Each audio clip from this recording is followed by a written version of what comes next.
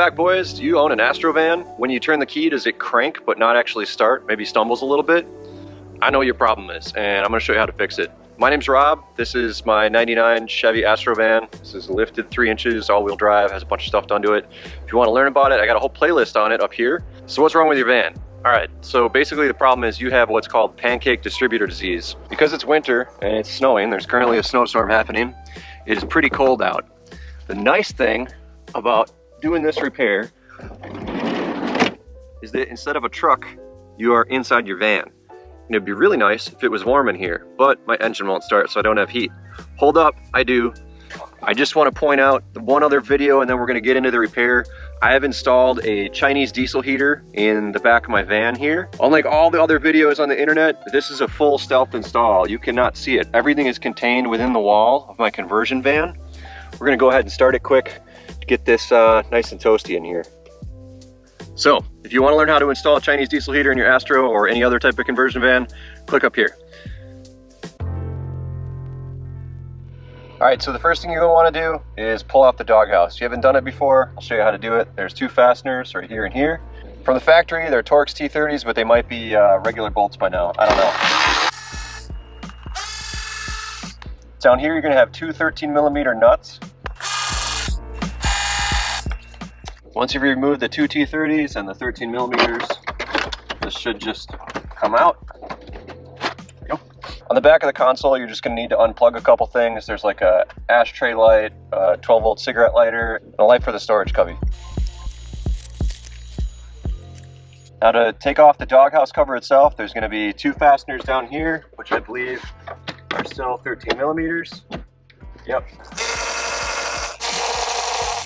Now the tricky one, it's a flathead. So you can use a really long screwdriver. What I like to use is a couple extensions. And you go way back there, and it's against the firewall, so I'm gonna use a flashlight. Also, if you don't have one of these things are awesome. They're like 15 bucks on Amazon. I'll put a link down below, but these things are a game changer.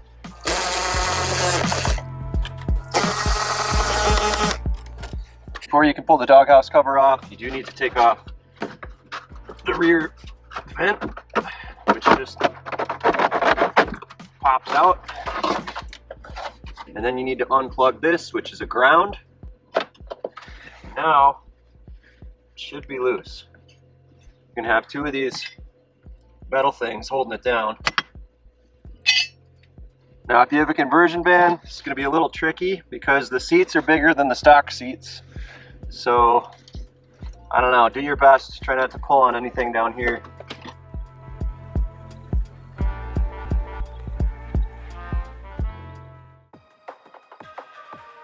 All right, now we can see the distributor. It's right here on the back center of the engine.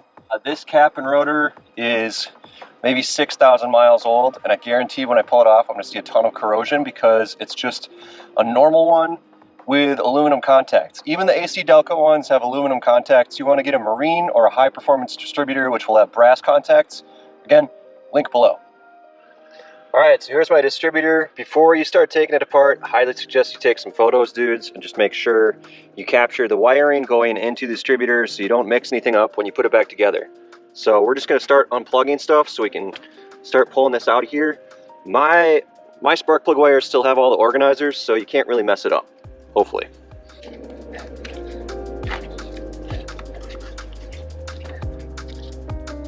Now you're gonna wanna take the cap off. This is a T20 Torx.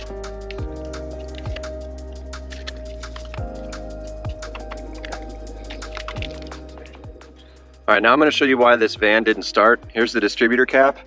There's so much oxidation on them that they've turned green and black. There's something growing on it. And you can see that every single one, the spark is not in the center of the electrode, it's off to the side. And that's because the spark is happening too late because of the warm distributor gear. So what we're going to do now is we're going to pull the distributor. But before we do that, we're going to look at where this rotor is pointed. Now my rotor is pointed just to the left of the center line of this intake manifold. So when I reinstall this distributor, that's exactly where it needs to be pointed or your van's not going to start. Another thing is as I pull this up, this is going to rotate a little bit. So just make sure you watch out for that. You have to reinstall it the same way that it's pointed when you take it out.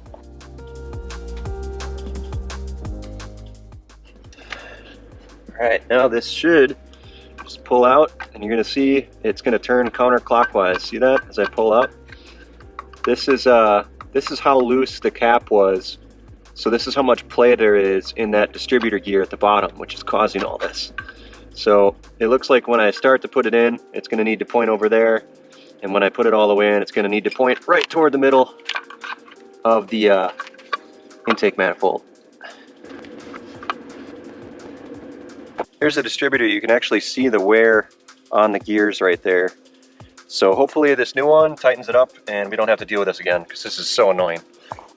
This is the distributor that I'll be using. You can shop around. I'm pretty sure they're all the same at this point. Just make sure you get one that's got the billet body, supposedly a little better. And then I'm actually not even going to be using the cap and rotor on this again because I bought the brass ones, which are better.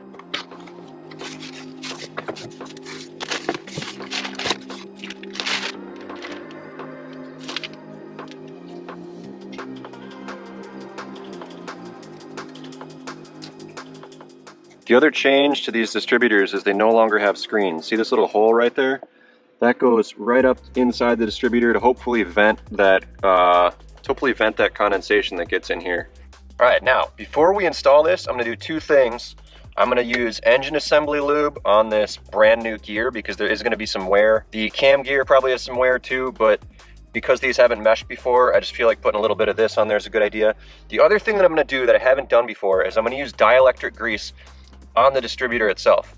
Now, I don't mean inside the distributor. This is basically an insulating grease, and it's probably not a good idea to put on the contacts inside your distributor.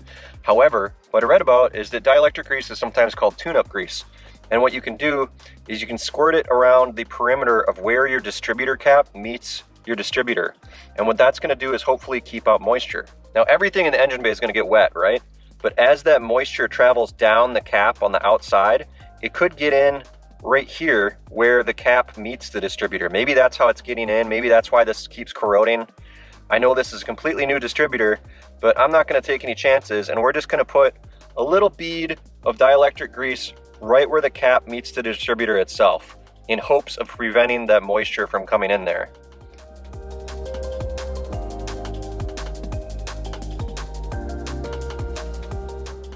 All right, there we have a little bead of dielectric grease all along the perimeter of that distributor seal. Hopefully that will keep out more moisture. I'm not gonna go crazy with this. I think it's probably one of those things where less is more, but this will hopefully just help those gears have a happy life together. All right, now we're gonna put it in AO, and we're gonna make sure that distributor cap lines up right where it did before. In my case, it was centered on the intake manifold. So the other thing you might run into when you're installing the distributor is that it doesn't seat all the way. What you're gonna need to do is grab a really long flathead, and the oil pump drive is down there, and it's probably not gonna be in the same position. So what I did is I set my distributor kind of where I wanted it based on the bolt hole. And then I set my rotor kind of where I wanted it. And again, that's not where I want it to end up. That's where I want it to rotate from. And then I looked under here, and that flat thing is going to be your oil pump drive. So I just took a screwdriver and rotated it. And then I think it should line up. We'll see if the distributor drops in now.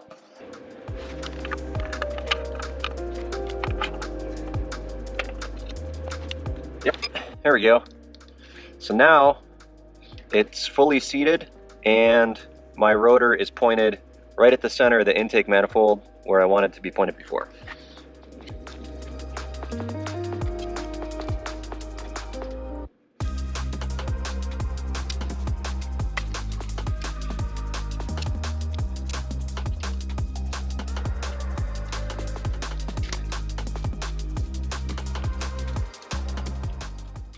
All right, boys, moment of truth. We'll see if it starts. I have a feeling it will because that cap was real corroded.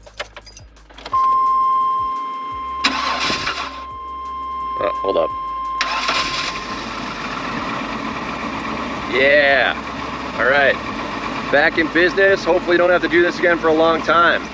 All right, there we go. If that helped you out, please leave a like and a comment. Again, this is a brand new channel, so if you've seen my other van videos, you might not be subscribed to this one. My channel has split. The old channel is gonna be high performance marine content. The new one's gonna be vans, snowmobiles, and everything else. All right, cheers.